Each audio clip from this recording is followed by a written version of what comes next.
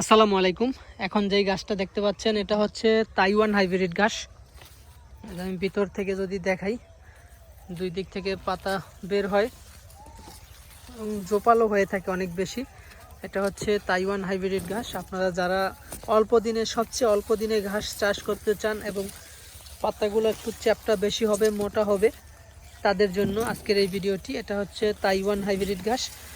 আপনার উঁচা জমি থাকলে এই ঘাসটা চাষ করতে পারেন। এই গাছটা আপনার একবার চাষ করলে 3 থেকে 4 বছর পর্যন্ত খাওয়াতে পারবেন এবং এটা জারা ওয়ান হাইব্রিড ঘাসের থেকেও বেশি ফলন হয়ে থাকে। বাংলাদেশে লম্বা হয়ে থাকে জারার মতোই, কিন্তু পাতাগুলো একটু চ্যাপ্টা বেশি হয়ে থাকে এবং জারা থেকে একটু অল্প দিনে কাটা যায়। তো জারার আপডেট ভার্সন হচ্ছে এই তাইওয়ান হাইব্রিড ঘাস। আপনারা চাইলে এই তাইওয়ান হাইব্রিড ঘাসটা সংগ্রহ করতে পারেন। এটা কাটিং রোপণ করতে হয় আপনার উঁচা জমিতে।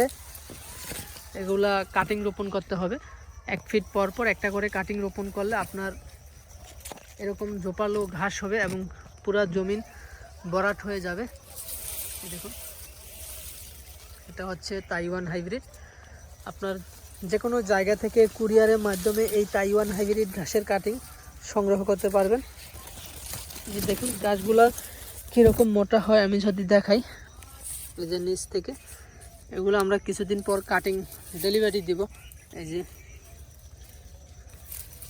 এগুলা কিছুদিন পরই ডেলিভারি দেওয়া হবে। চোখ আছে, সবগুলার চোখ হয়ে যাবে কিছুদিনের ভিতরে।